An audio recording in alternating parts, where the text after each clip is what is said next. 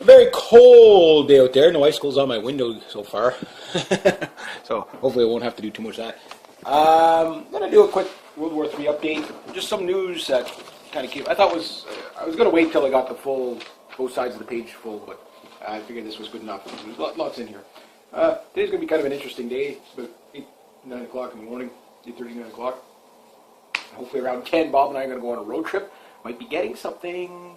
It's been 4 months. Finally, I think I saved up. Hopefully I'll have enough to buy it. So I might be getting a new rifle. So anyway, let's just jump into this. So over there in Europe, the EU army they've passed the resolution to do it. So it doesn't mean it's a done deal yet, but they're really getting, the EU is really getting ready to ditch NATO or waiting for NATO to collapse. Now, the resolution that they have is to put the same amount into this EU army, 2 or 3% of their GDP per country, as what they were going to do with NATO. Problem is most members couldn't do that. This is one of the things Donald Trump was talking about: pay your fair share, because we can't cover it all. Which that's one thing. The other part is planning how they're going to do nuclear deterrence, because if Donald Trump doesn't get his way, if he's able to play hardball, that means the nuclear deterrence that the Americans have in places like Germany, whatever, they're going to take that away. So they're going to have no nuclear deterrent for Russia. So they're doing plans on that. So how great, right? Yeah. ISIS, the chemical attacks that ISIS has done with the chlorine gas and stuff, the Russians are trying to provide proof to the UN delegates there, basically the OSCE, and basically what they're trying to show is these chemicals are mixed in Syria. They are done by the rebels, not by the Assad government, etc., etc. And really, the Assad government, I mean, it'd be a waste of time for them to bother with it anyway. So it does appear that, once again, it's the rebels. Now, the mainstream media, they always blame it on Assad or Russia, right? But that's what's going on there. Now, this one is one that's really shaking the pot here, is the Black Sea Coastal Defense. Russia is putting in missile silos, okay, in the Crimea. These are underground silos, ICBMs. They should be done by 2020. Some of them are already opened up, and these are anti-shipping. It's the Baston system is what they're putting in, and this thing it's quite the threat. One battery's 30 missiles. They carry a 200-kilogram warhead, about 660-pound warhead. Sorry, that's more than that. Let's see. But anyway, it's closer to 1,000 pounds. I've got a brain for it. Range 300 kilometers. Air, land, and sea is pretty much what they got covered there. Now this is big because they just did this. Meanwhile, Russia's sending more ice scanners to Kaliningrad, and somebody said C-400, but I guess they mean the S-400 missile system, unless there is a C-400 missile system. So Kaliningrad, it's not a very big country. It's or peninsula or whatever you want to refer to it as. It's very small. I don't know how much equipment they can actually fit in there.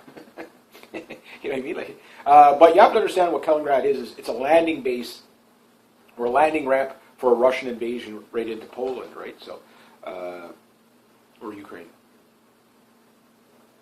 Who does the border now? Sometimes I get messed up, especially early in the morning. Yeah, that border's Poland.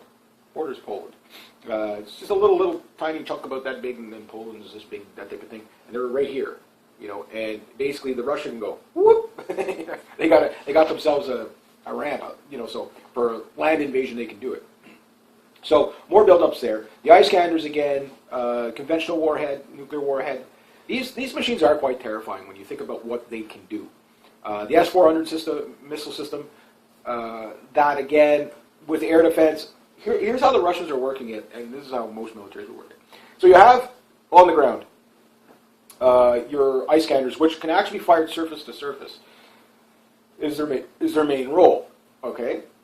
So the ice scanners, they can be watching the waterways, and if a warship gets too close, they can fire something like 300 to 500 kilometers out, take out a warship. Or they can fire say, Patriot missile system or the THAAD's missile system, kind of the same thing, just the upgraded version. They could fire from the Iskander all the way to there. So if they know where this thing is, they can hit it. And one thing about the Patriot missile systems is that they're mobile until you set them up. And once you set them up, you can't just shoot and scoot with these things. They take a long time to set up. And you set these big things up, but if they're stationary in one spot, it's only a matter of time. I'm sure the day you set them up, the Russians know they're there, with the satellites and everything like that. So that's where the Iskanders come in. Then the S-400 missile systems, that comes in to shoot down incoming cruise missiles coming after the Iskanders.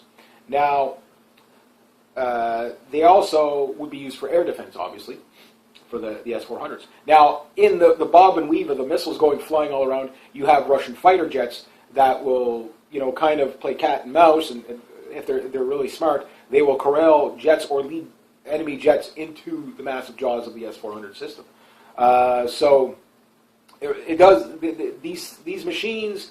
I believe the ratio has to be 10-1. They have to fire 10 cruise missiles to be able to probably successfully take out an S-300 missile system once it's set up and turned on.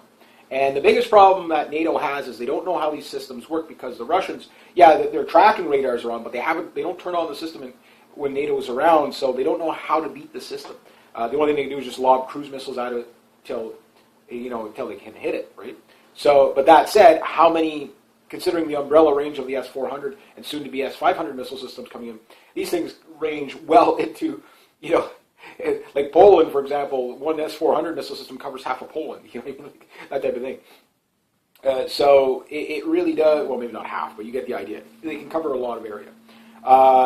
So there's that. But this coastal system that they're putting in, the Baston system, they fire hypersonic missiles. These things are unstoppable. The THAAD's missile system cannot shoot it down. Iron Dome, when the Israelis are using Iron Dome, they had the way Iron Dome works is the same way that the THAAD's kind of works. They're just one's a smaller system of the other one, right? Iron Dome is a little bit smaller. And what it does is it'll track an object coming in, and if the trajectory of that object, say, is artillery or a Hezbollah rocket or whatever, and it looks like it's going to fall out in the middle of the desert and not hit anything, the system doesn't fire because it has a battery of 16 missiles. That's it.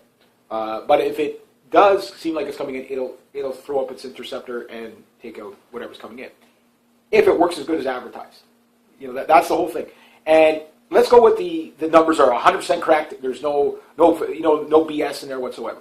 Well, even at that, 98% is the best it could do, which is pretty good, but not good enough if we're talking nuclear warheads. That type of thing. Now, that's 98% on 16 missiles. So you have to have 16 missiles ready to go. By the time this battery is done, which could be done in a few seconds, intercept, it's out. That's, so missiles projectile number 17, if it's targeted you, that's the one that gets you. That's what you have to look at. It's a numbers game. Like I say, cruise missile fest. This is what I'm talking about.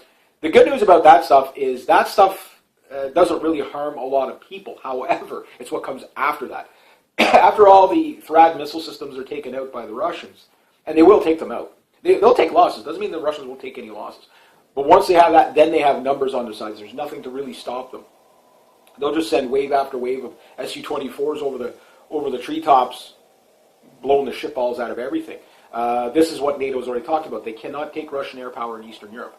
The Russian tank superiority and air power in Eastern Europe, NATO can't counter it right now. That's why now mind you, there's a lot of, oh my God, give us more funding, oh my God, and then there's a lot of, no, we really can't take them. The Russians have the upper hand there. And you have to think about it just from a logistics point of view. States is over here, okay? Russia's over here, and they got all this. So to stop Russia from a war would be really hard because of their manufacturing. They're fighting on home turf. Yes, the Eastern European countries neighboring them are not their territory yet. You know what I mean? That's a decision. Like again, if NATO does something stupid, and I mean they're sending something like 30,000 NATO or 300,000 troops to around the Russian border. This is all NATO coalition forces all in. They're building this up. And again, more build-up. So even with Donald Trump winning, we're not out of the water yet. In fact, there's been a lot of crazy stuff happening in build-ups. The Russians haven't slowed down. NATO hasn't slowed down. So we really got to get, Putin and Trump talking. That if there's one thing the whole, like everything else, so far Trump is actually doing some good stuff, such as, for example, if you are in the House or the Senate, whether you're, depending on what kind of politician you are, depending on whether it's a 5-year or a 10-year, I can't remember, it's 5 years or 10 years after your service that you can't become a lobbyist. Which is, I wish they would do that up here in Canada. That's a great win. Even like liberal, conservative, whatever, that's a huge win for your country. To make sure that the politicians that come in don't just put in laws to set up the private sector that they want to go into, like Monsanto and stuff like that with Clintons and Bushes and other things. So it makes sure that you can't lobby. I'm sure there's going to be loopholes around it, but it stops a lot of it. So that's what Trump is doing there. And that's a good win. But a better win is Trump talking with Putin saying, okay, we'll de-escalate, you de-escalate. Now the Russians are going to call the bluff. Because you have to hold the Russians' feet to the fire. You have to call their bluff. And it's easy for Donald Trump to do this because, strangely enough, Donald Trump is in a position Putin was in back in 2008, leading up to 2010, where all the Russians had to do, particularly 2010 on, is basically tell the truth to make the U.S. look bad. Just point out U.S. foreign policy. Right now, again, the Russians, it's the most bizarre position that they're in. Where, and again, I know the Russian government, there are no good guys here. Like, I'm not a Putin fan, I'm not a Trump, we'll have to judge him on his actions, whatever. I don't think he's going to be perfect either.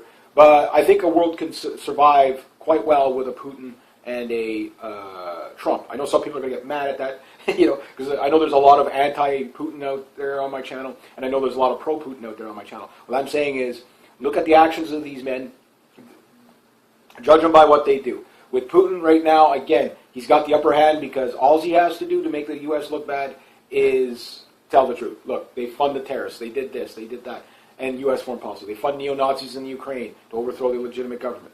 And they gave the annex to Russia. They gave, the U.S. foreign policy did that. That type of thing. So the Russians have that upper hand. So they keep coming out for things like this here. Why don't you work with us? Because they know they'll never do it. They can't do it because if they did, they'd have to kill their own CIA and the Israeli Mossad guys, right? And a whole bunch of... So they know the U.S. can't take them up on their offer. They know. They're laughing at it. Oh, my God. Emergency. Cats are cold outside. Oh, my God, my poor cat. Come on, Missy. Hurry up. Hurry up. It's cold out there. Are you frozen to the deck? Come on. Hurry up. Come on. Why are you going to stand out there and look stupid, or are you coming in? Come on. Go. Missy. You're cold. Go. Come inside. Come inside. Yes. Move. Faster. Not on island time here. There you go. Sorry, interruption of cat. Animals always interrupting my videos. So anyway, as I was saying, so Putin is in this position where he just has to tell the truth to make the U.S. look bad. But now Trump is in that position. So in order for Trump to be successful, he just has, and this is a win for everybody, whether you're pro-Russia or anti-Russia. I'm neutral. Again, I have nothing against the Russian people or whatever, but I wouldn't want to live under Putin. Because I know what he is. I know what he is. So I know some people think I'm always pro-Russian, anti-U.S. No, I'm anti the U.S. establishment. I'm anti the Russian establishment. I'm anti the Israeli establishment. I'm not against the people, and I want to make that clear. I'm not against the people. Most people don't want this stuff. It's only crazy because of the politicians. So Trump is in a position where he can call the Russians bluff by saying, "Okay, we'll work with you," and then the Russians will be like, "Oh shit," because. Again, Syria is the best live fire training exercise that they've ever had. It gave them excuses to use their weaponry, find out what works. Much like the Spanish War right before World War II with the Germans, they got to refine their tactics. I mean, I'm sure the pilots of that in the Spanish War, the German pilots weren't probably that good going into the Spanish War. But the thing is that they refined their tactics. That's where the Luftwaffe figured out, don't fly wingtip to wingtip, loosen it up, doing formations of 4, 2 guys high, 2 guys low, watch each other's back. The British come in with their Vic formations, which got so many guys killed. In World War II, the theory was if you had 3 Spitfires flying wingtip to wingtip, you had 24 guns, and you had 24 guns that was a lot of firepower going, and you could just keep everybody hurled into those 3 Spitfire wing spread, and you could hit anything and whatever. But what they didn't realize is the Hunt out of the Sun, coming in, slashing attacks with the 109s and whatever, and the Focke-Wulfs, and they'd come in and they would, while the guy's trying to figure, again, when they fly formation, you have to watch your wingman all the time, so you're not watching who's coming up behind you. So then when the British started loosening up, then their losses, it was a better tactic, and those tactics are still used today, in air-to-air combat. Widespread, don't don't cluster yourselves in one little ball to be shot down, right? Now, yes, we use missiles and stuff like that, but you get the idea. So this is what the Russians have. They have our tactics as sound as we think they are.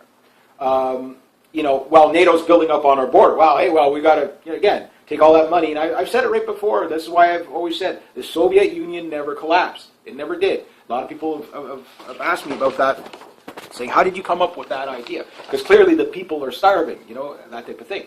Well, true, the people felt the collapse, but you're telling me within 30 years of a complete devastation of your currency, 30 years, that you are building billion-dollar machines, billion-dollar state-of-the-art submarines and fighter jets and tanks and all that. You tell me you have the money to do that now?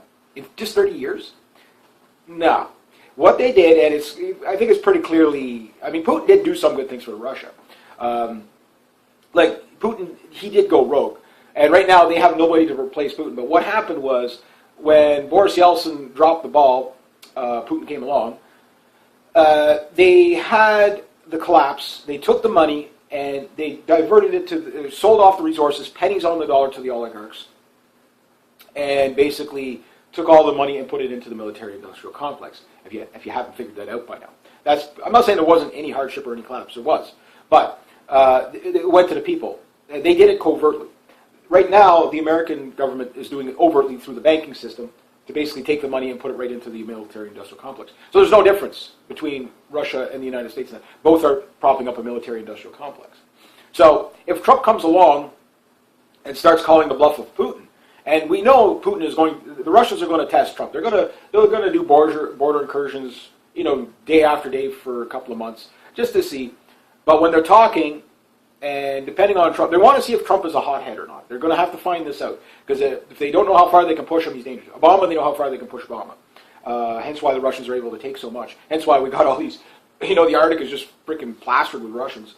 And all the, 18 or 20 somewhat, I think it's 28 military bases that have been, Cold War bases, are now opened up in the Arctic. So the Russians have Arctic superiority right now. That type of thing. But it's coming at a great cost. Trust me, it is coming at a great cost. So the Russians, again, their economy isn't rock solid either. It's better than what it was, but it's not rock solid. And if Putin loses popularity, the establishment in Russia has nobody to replace him with. There is nobody, I think is it 2018 their next election, I think? Whatever their next election, or 2020, whichever their next election is. They have nobody to run against Putin. Absolutely nobody. So he's their one prize horse. If he gets it wrong, they lose the Russian people. They lose the Russian people, they'll have revolt.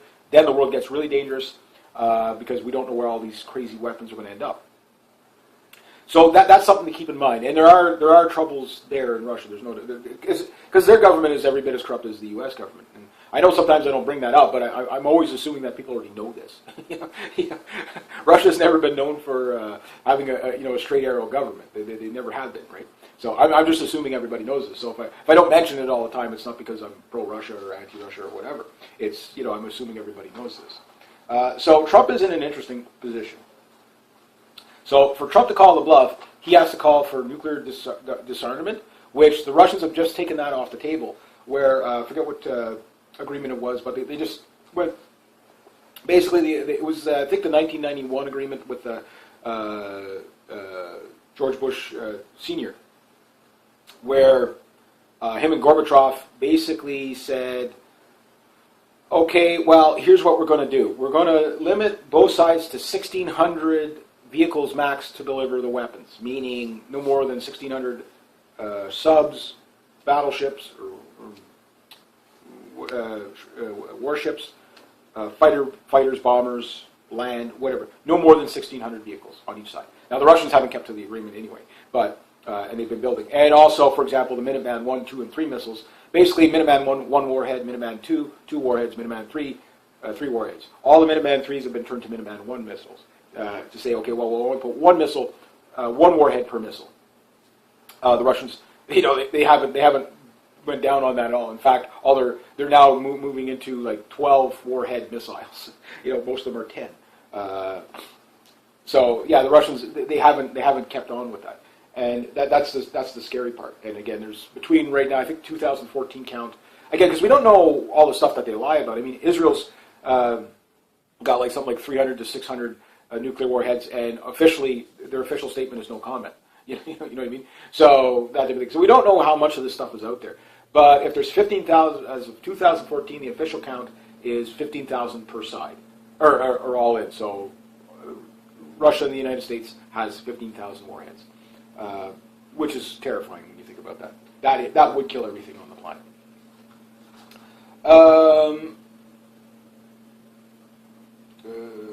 Okay, something that sounds a little off, but just to give you an idea, and I'm going to be doing a video on the satanic government officials. If you haven't heard about the Podesta files and Pizzagate, it is so disgusting. It's a pedophile ring. God knows what they're doing to kids and stuff like that. But it seems, and it's all throughout Washington. It seems like like Hillary Clinton. Everybody, I believe she's a Satanist. There's just so much overwhelming connection of evidence. The people Satanists hang around with Satanists. You know what I mean? That's pretty obvious. So, and it goes back to like these Skull and Bones and Freemasons and all that. They're all satanic in nature. It seems like Illuminati stuff. They're all satanic in nature. But yeah, the satanic rituals and stuff like that of the Podesta brothers. I will be doing a thing on that. And you're going to understand why you're seeing all these new laws, especially with the Agenda 2030 stuff coming out. That's all they're talking about here in Canada. So Bill C-25, I've already talked about that one in Canada, where it'll be all the companies, corporations, or whatever, are going to have to explain to a government committee, why they don't have 50% gender parity of males, females, and minorities. And now a new bill coming in called Bill C-16, which guarantees safe spaces for, you might as well say SJWs, and LGBTQ. It all comes in on the LGBTQ thing because that's their scapegoat. But it's about authoritarianism, not about giving these people a safe space. They don't give a shit about these people. But it gives them a reason to crack down. While you think they're going to be cracking down on people, this is now going to be Canadian law, where if you don't refer to somebody as their proper pronoun, there's going to be repercussions. At first, I'm sure there'll be fines, and then you go to jail, and then after that, they put you up against a wall and shoot you, right? That's how it always works. So at first, you think it's going to be about that. People, and this goes with the human rights tribunals and everything like that. There's 14 of them in Canada. They're unofficial, unelected people that can decide whether you're a racist and a bigot or not. And yes, they can ruin people's livelihoods and stuff like that. These things need to be gone. But people think it's about that, but it's not. It's about, oh, hey, well, you have a dissenting political view that we don't like. That's what it's going to be about. It's about control. It's always about control.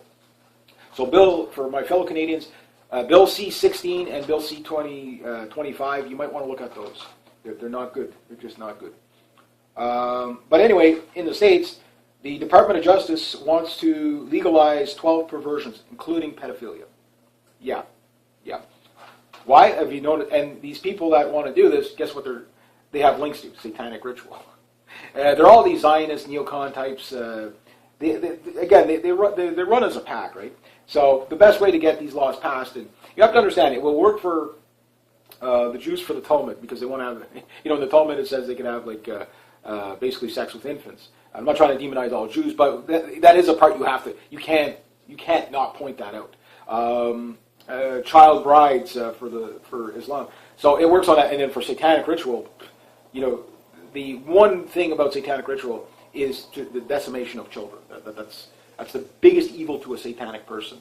It doesn't necessarily mean a devil worshiper, but because Satanism there's Luciferian and then there's the Satanism, which is different. Which Satanism, think about it, people giving into their most primal instincts, that they're no greater than an animal. And you can really see the influence of it. Even most people that don't realize that they're doing satanic ritual, many of them come off as environmentalists and stuff like that. Most of these people are well-meaning. They don't realize that they've been brainwashed into accepting it as as that. That's why I'm going to do a separate video on it, because it's a big topic. But that's what's going on there. So getting back into it. Swedish missile defense is building up. I forgot on the name of the island that they're building up on, but the Swedes have gone back to pulling out Cold War relics out of museums. They're getting missile systems out of the museums, and it's called the Krostro 90. I'm not. It kind of looks like an early version of a Patriot missile system kind of thing. But they're pulling those out. So apparently these things are still good enough to work. But it's like the museum War Museum in Ottawa. There, you've got Leopard tanks sitting there, and I remember talking to a Leopard tank crew. They had the lab out. They're also a lab crew as well. In the Canadian military, like one guy, if you can drive the lab, you can drive the Leopard. If you can drive the Leopard, you can drive whatever, right? The M109. Like you become a jack of all trades in the Canadian military. They want you to be able to do everything. But I remember the guy's exact words. He goes, yeah. I said, yeah. He goes, there's a Coyote in there. What they were in was the Lav Coyote, the one with the periscope surveillance camera and FLIR system and all that on there. So, and he was talking. He goes, yeah. He says, there's a Leopard tank in there. He goes, if you see a Coyote in there, he says, I'm gonna just die. It's like, what's a Leopard doing? I get it. You want a piece for the museum, but like, what's a Leopard tank doing in there? And it was a Leopard 2, which was kind of current at the time. So it's like, yeah. But like anything, okay, I get it. The lab is cheaper to run, but in Afghanistan, I remember Kretsche saying, "Oh well, we don't need tanks. We don't need tanks." And yeah, we needed tanks. We needed tanks. And the labs after, the rollovers of the labs were bad enough, but we needed the tanks. And so we ended up with some pretty damn good Leopard tanks in Afghanistan, which we used the 2A6. We had some 2A6s on loan. Now our version of the Leopard tank is basically. Looks like a 2A4 with modernized armor on it and stuff like that. They're quite the machine. So that's what we got now. And then, of course, there's Lend-Lease programs. As the war died down in Afghanistan for us, a lot of stuff, a lot of procurements they didn't no longer need, so they got rid of. But that said, we have about 100 of the Danish Leopard tanks that they had, which were 2A4s, 2A5s. But they're all modernized, so it's like, that's one thing about the Leopard tank. It's like a mechanical kit. You can just pull things off, put things on. However, some of the older generations, like the 2A4s and earlier, some of them you can't upgrade because they're too different, that type of thing. But a lot of them, the ones we have now, we also have a handful of 2A6s. So now the 2A7 and I think the 2A8 is coming out. So they upgrade, right? But anyway, yeah. So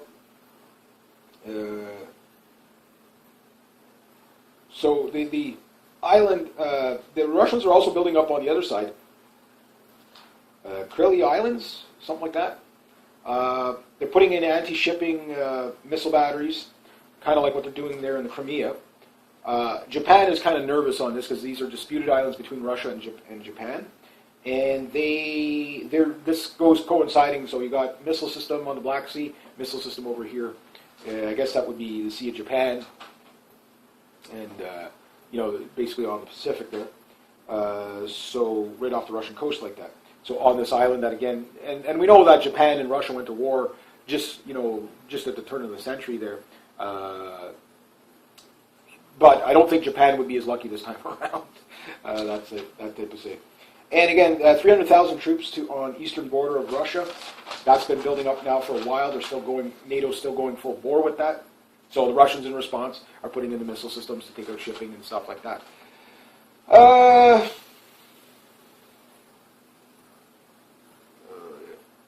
Yeah, the EU had a ban on Russian freighters through EU waters to get supplies to Syria.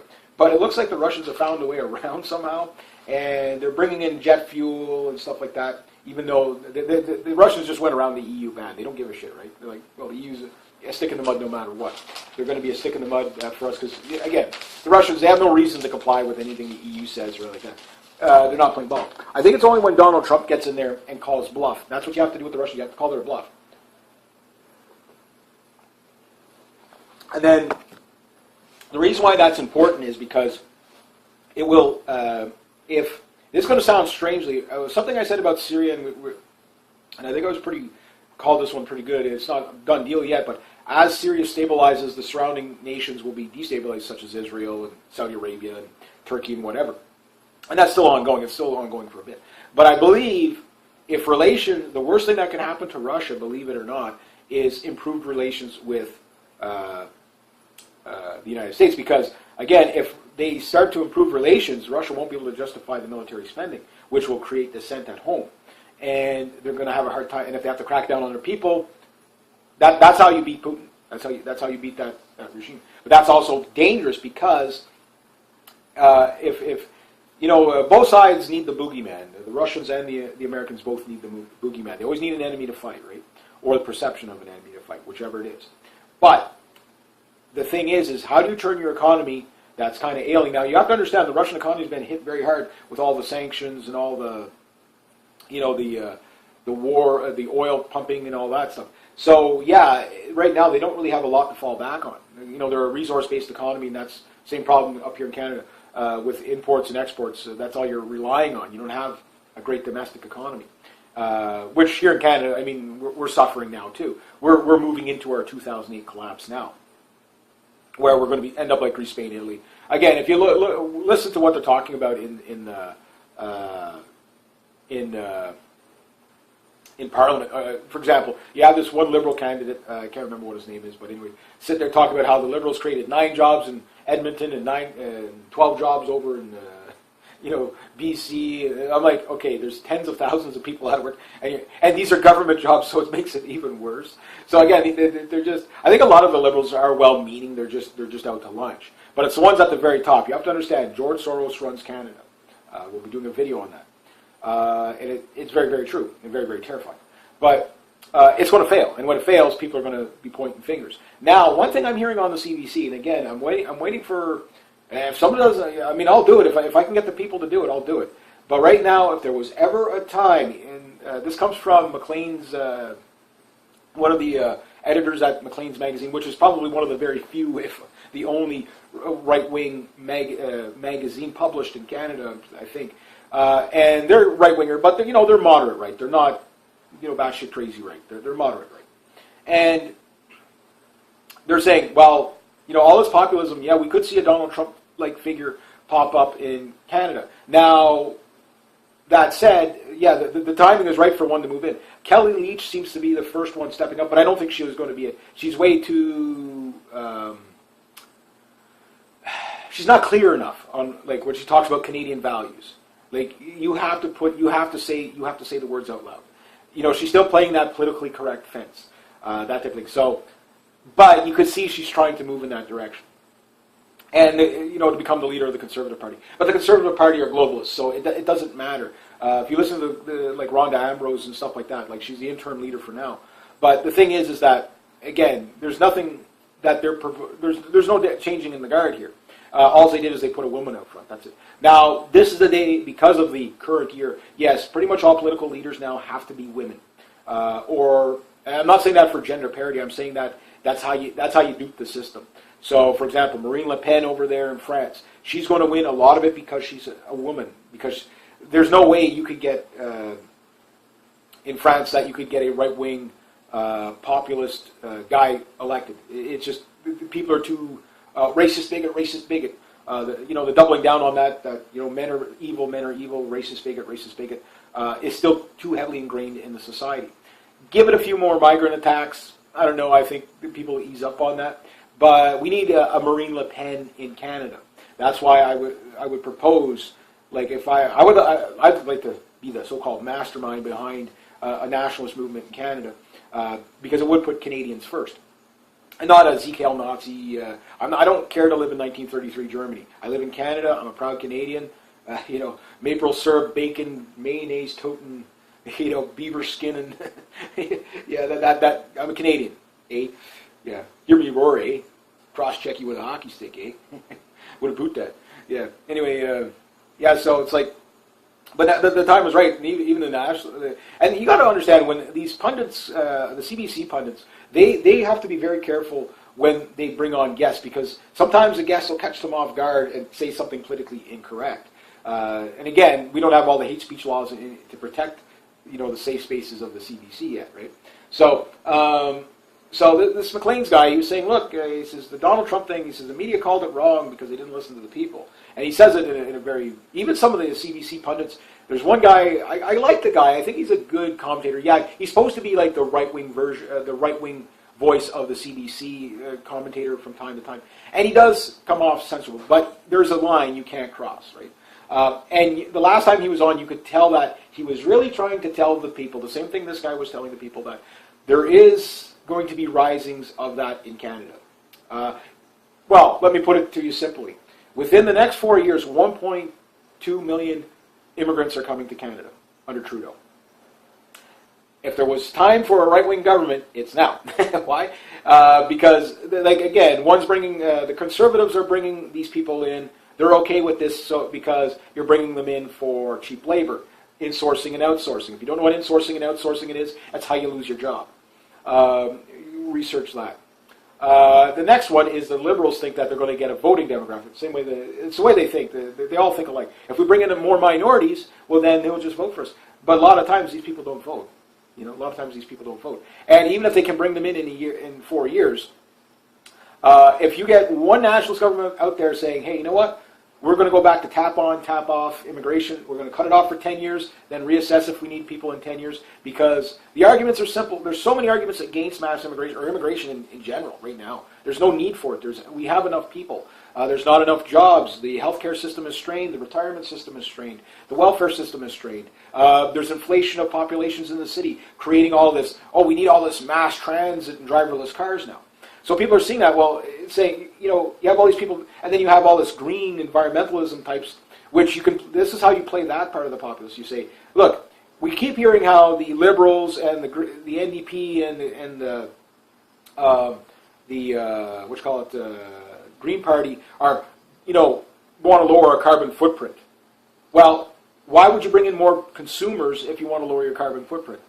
You're saying lower your carbon footprint, but let's bring in all these people. If we didn't have as many people coming in, we could reclaim the land. So old abandoned industrial areas, we could clean them up, turn them into bush again if we want, or maybe a park or something else.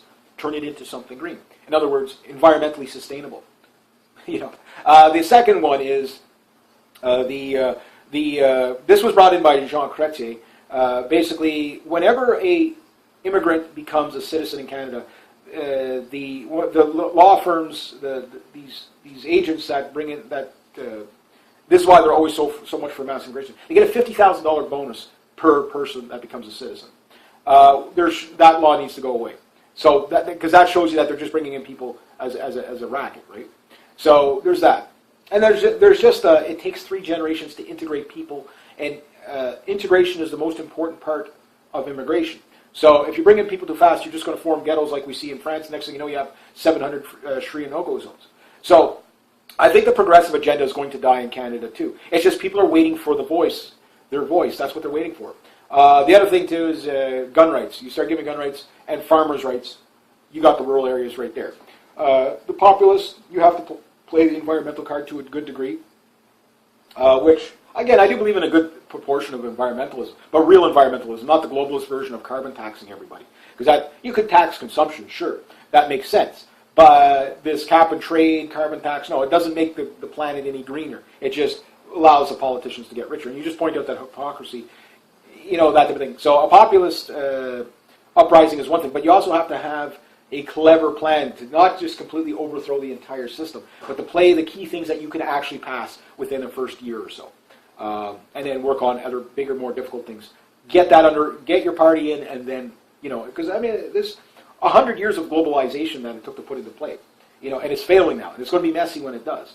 So when people are really hurting, trust me, when we get a Canadian nationalist out there saying, you know what, rather than insourcing people from India and China and all that at 15% less than what we pay Canadians domestically, and allowing companies to fire Canadian citizens to hire foreigners for basically foreign worker programs, get rid of foreign worker programs. We don't need them. Or if we do bring people in, you pay a $2,500 head tax, which the Conservatives were suggesting, but I don't think they got to do. Per person you bring in, take a lot of things like the service sector economy, take no temporary foreign workers for that at all. That could be domestic. We can take our people on welfare that are able-bodied. They can work in a kitchen. They can work people can do that kind of work. And they'll be better for it because it'll move them up. So there's things like that nationalist parties, I think, around the world, this is why they're coming up. And you could tell the CBC is putting out like kind of they're worried about it. That's why all you've been hearing in the States and in Canada is angry, evil white men. Angry, evil white men. Oh, this populace of angry white men that are rising up everywhere. Oh, this populism. It's all just hysteria and people who are just emotionally driven. Yeah. So, and the rest of it all comes from fake news. Yeah. Okay. Every mainstream media that said Hillary Clinton was going to win by a landslide because they're privy to the insider information were wrong. Okay, they were wrong, but they say all these alternative medias that said Donald Trump was going to win. Now, I didn't say Donald Trump was going to win. I said Donald Trump would win the votes, but somehow Hillary would steal it, and she clearly tried to steal it. Technically, yes, Hillary Clinton won the popular vote, but with stealing like 3 million illegal votes. Dead people voted, people voting multiple times. So Donald Trump probably won on a landslide on both votes, but I thought for sure they would have stole it with the Electoral College, which they still can. Now, that said, some people said, well, this guy can't admit when he's wrong. I was wrong. Donald Trump won. I said he wasn't going to win because I thought for sure they were going to steal it. And a lot of people were, thought the same as I did. It doesn't mean they didn't try. It was very clear they tried. So yes, I was wrong. But I was right in the sense that she did win the popular vote through manipulation. So I was wrong and I was right at the time. But if you want me to say I was wrong, I was wrong. There you go. Follow my sword. There you go. I can let it go. But you get the point here is that if we see I know some people want just to hear the military movements of World War III and stuff like that I talk about, but you have to understand it's bigger than that. There's a reason why all this plays together. We wouldn't be talking about these World War III things if it wasn't for the corrupt banking system, the death and debt-based economy that the United States has for Israeli foreign policy, which is U.S. foreign policy is Israeli foreign policy, and it's Zionist neocons. Yes. Most Zionists are Jews, but not all Jews are Zionists. Not all Zionists are Jews either. There's the Judeo-Christian thing going on. Ted Cruz, Israel needs to go to war. How high do you want us to jump? That's Ted Cruz, which kind of worries me where Ted Cruz is going to end up in the Trump thing. But Trump has to pick through a group of deplorables. There's not a lot of... He doesn't really have a clean slate to work with. So he's got to use the best he can. Sheriff Clark... That's who I was trying to think of. If you don't know who that guy is, I think he's a pretty bang-up job of a guy. Very Second Amendment. They won't talk about him on the mainstream media because he is a minority. So, remember, Trump is a white supremacist and all that. So fair enough. But the thing is Sheriff Clark is going to be the one in charge of the DHS. That could clean house, hopefully. Hopefully. I don't know all the details there, but that's who he's picking for that. His delegate to that. So if they can get all the corruption out of there, the same with the NSA, like the CIA, the NSA, and the DHS, they're terrorist organizations, clearly. If you work for them, you're a douchebag. The FBI running defense for, running the defense for Hillary Clinton and stuff like that, the Department of Justice. These are no longer legitimate organizations if it's that corrupt at the top. And the people at the bottom, if they haven't wrangled this yet, these people are not untouchable. Put them in jail already. Put them in jail already.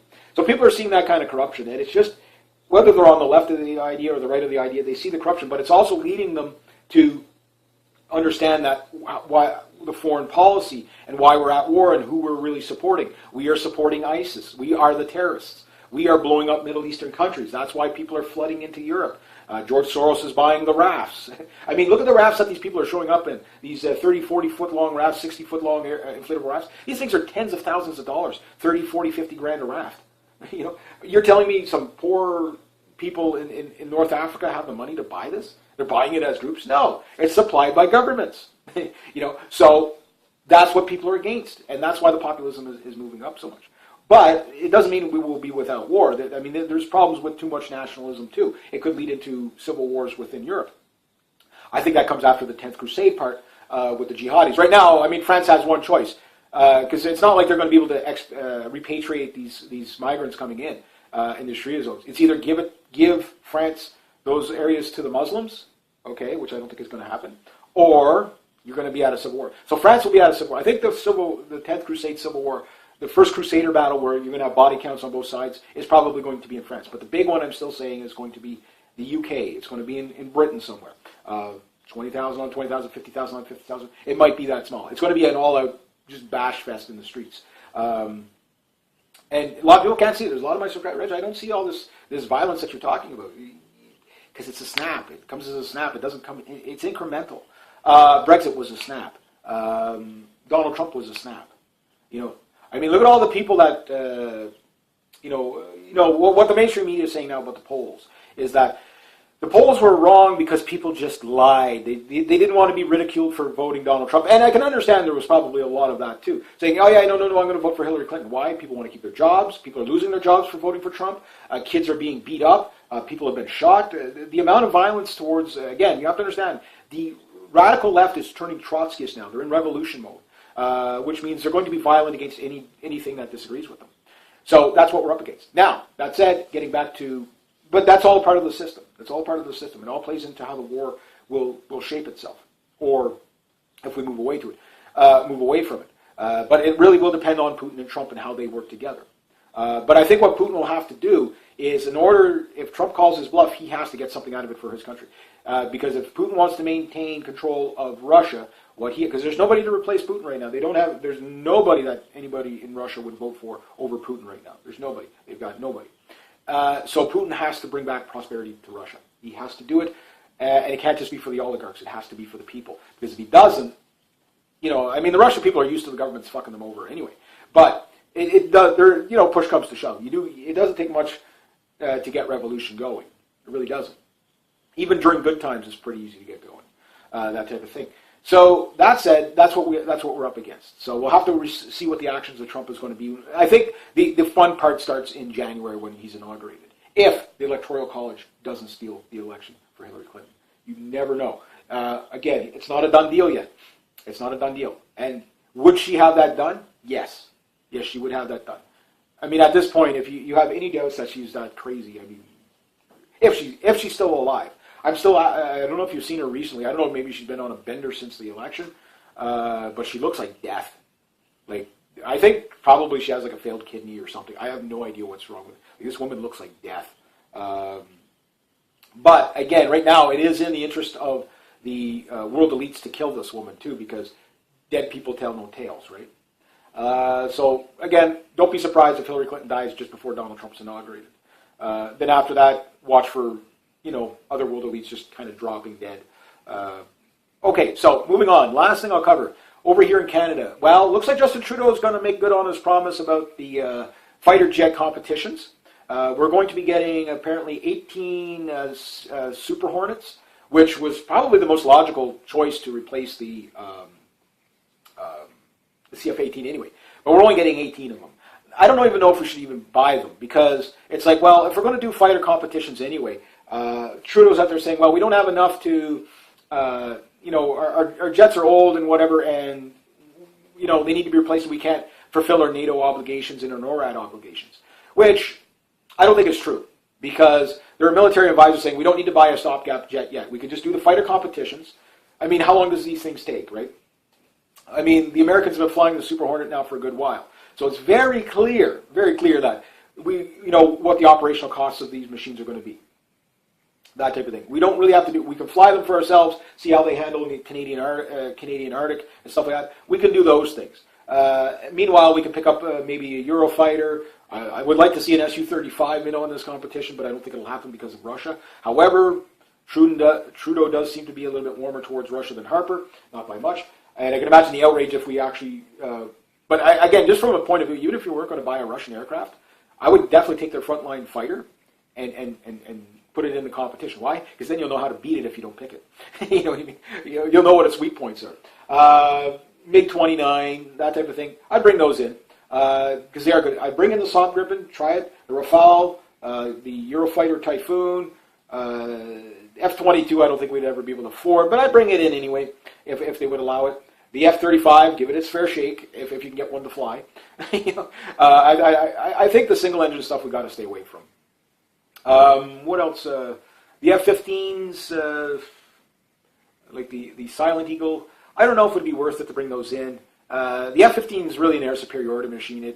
The Super Hornet it's such a great jack of all trades like the CF-18. Tell you the truth, the CF-18, we just need to I'm sure we still have much of the tooling around. Let's just roll some new ones off the line, do a couple of tweaks to it, Canadianize them, give them maybe the 25% more wing area, like the Super Hornet. Okay, get rid of all the folding wings and the tail hook and all the Navy stuff. We don't need it. We don't land on aircraft carriers. Lower the maintenance of it, lower the cost, lighten the aircraft, make it more powerful. You know what I mean? Tweak the engines so we get better economy out of the engines and more power. Just modernize it. But we could, even if we didn't do that, if we have the tooling, just build a newer CF-18. These are still great aircraft for what they are. I think the last upgrade was in 2003. And okay, so we give them a new upgrade. I mean, most of the technology out there, 2003 technology is pretty darn good. I mean, the CF-18s have look down, shoot down, and stuff like that. Some of our CF-18s don't because they're the older, But remember, our newest CF-18 is sitting in the Ottawa Aviation Museum.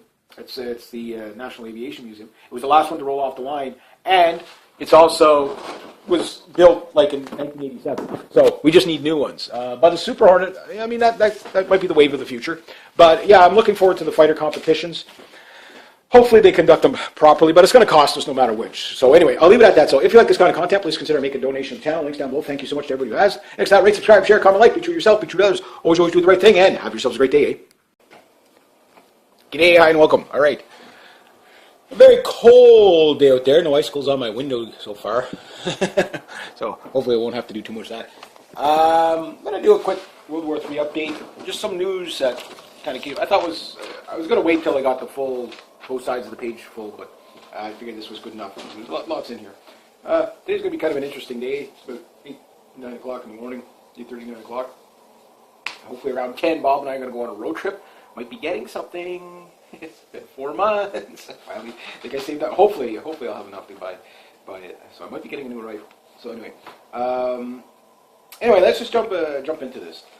So over there in Europe, the EU Army they've passed the resolution to do it. So it doesn't mean it's a done deal yet, but they're really getting, the EU is really getting ready to ditch NATO or waiting for NATO to collapse. Now, the resolution that they have is to put the same amount into this EU Army, 2 or 3% of their GDP per country, as what they were going to do with NATO. Problem is most members couldn't do that. This is one of the things Donald Trump was talking about: pay your fair share because we can't cover it all. Which that's one thing. The other part is planning how they're going to do nuclear deterrence, because if Donald Trump doesn't get his way, if he's able to play hardball, that means the nuclear deterrence that the Americans have in places like Germany, whatever, they're going to take that away. So they're going to have no nuclear deterrent for Russia. So they're doing plans on that. So how great, right? Yeah. ISIS, the chemical attacks that ISIS has done with the chlorine gas and stuff, the Russians are trying to provide proof to the UN delegates there, basically the OSCE, and basically what they're trying to show is these chemicals are mixed in Syria. They are done by the rebels, not by the Assad government, etc., etc. And really, the Assad government, I mean, it'd be a waste of time for them to bother with it anyway. So it does appear that, once again, it's the rebels. Now, the mainstream media, they always blame it on Assad or Russia, right? But that's what's going on there. Now, this one is one that's really shaking the pot here, is the Black Sea Coastal Defense. Russia is putting in silos, missile silos, okay, in the Crimea. These are underground silos, ICBMs. They should be done by 2020. Some of them are already opened up, and these are anti-shipping. It's the Baston system is what they're putting in, and this thing it's quite the threat. One battery's 30 missiles. They carry a 200 kilogram warhead, about 660 pound warhead. Sorry, that's more than that. Let's see. But anyway, I guess closer to 1,000 pounds. Got a brain for it. Range 300 kilometers. Air, land, and sea is pretty much what they got covered there. Now this is big because they just did this. Meanwhile, Russia's sending more ice scanners to Kaliningrad And somebody said C-400, but I guess they mean the S-400 missile system, unless there is a C-400 missile system. So Kaliningrad, I don't. It's not a very big country. It's or peninsula or whatever you want to refer to it as. It's very small. I don't know how much equipment they can actually fit in there. You know what I mean? Like, but you have to understand what Kaliningrad is it's a landing base or a landing ramp for a Russian invasion right into Poland, right? So, or Ukraine. Who does the border now? Sometimes I get messed up, especially early in the morning. Yeah, that border is Poland. It's just a little tiny chunk about that big, and then Poland is this big, that type of thing. And they're right here, and basically the Russian go, whoop! they got themselves a ramp, so for a land invasion they can do it. So more buildups there. The Iskanders again, conventional warhead, nuclear warhead. These machines are quite terrifying when you think about what they can do. The S-400 missile system, that again, with air defense, here's how the Russians are working it, and this is how most militaries are working. So you have, on the ground, your Iskanders, which can actually be fired surface to surface, is their main role, okay? So the Iskanders, they can be watching the waterways, and if a warship gets too close, they can fire something like 300 to 500 kilometers out, take out a warship. Or they can fire, say, Patriot missile system or the Thrads missile system, kind of the same thing, just the upgraded version. They could fire from the Iskander all the way to there. So if they know where this thing is, they can hit it. And one thing about the Patriot missile systems is that they're mobile until you set them up. And once you set them up, you can't just shoot and scoot with these things. They take a long time to set up. And you set these big things up, but if they're stationary in one spot, it's only a matter of time. I'm sure the day you set them up, the Russians know they're there, with the satellites and everything like that. So that's where the Iskanders come in. Then the S-400 missile systems, that comes in to shoot down incoming cruise missiles coming after the Iskanders. Now, they also would be used for air defense, obviously, for the S-400s. Now, in the bob and weave of the missiles flying all around, you have Russian fighter jets that will, kind of play cat and mouse, and if they're really smart, they will corral jets or lead enemy jets into the massive jaws of the S-400 system. So it does these machines. I believe the ratio has to be 10 to 1. They have to fire 10 cruise missiles to be able to probably successfully take out an S-300 missile system once it's set up and turned on. And the biggest problem that NATO has is they don't know how these systems work because the Russians, their tracking radars are on, but they don't turn on the system when NATO is around, so they don't know how to beat the system. The only thing they can do is just lob cruise missiles at it until they can hit it, right? So, but that said, how many, considering the umbrella range of the S-400 and soon to be S-500 missile systems coming in, these things range well into, like Poland, for example, one S-400 missile system covers half of Poland, like that type of thing. So it really does, well, maybe not half, but you get the idea. They can cover a lot of area. So there's that. But this coastal system that they're putting in, the Baston system, they fire hypersonic missiles. These things are unstoppable. The Thrads missile system cannot shoot it down. Iron Dome, when the Israelis were using Iron Dome, they had the way Iron Dome works is the same way that the Thrads kind of works. They're just one's a smaller system of the other one, right? Iron Dome is a little bit smaller. And what it does is it'll track an object coming in, and if the trajectory of that object, say, is artillery or a Hezbollah rocket or whatever, and it looks like it's going to fall out in the middle of the desert and not hit anything, the system doesn't fire because it has a battery of 16 missiles. That's it. But if it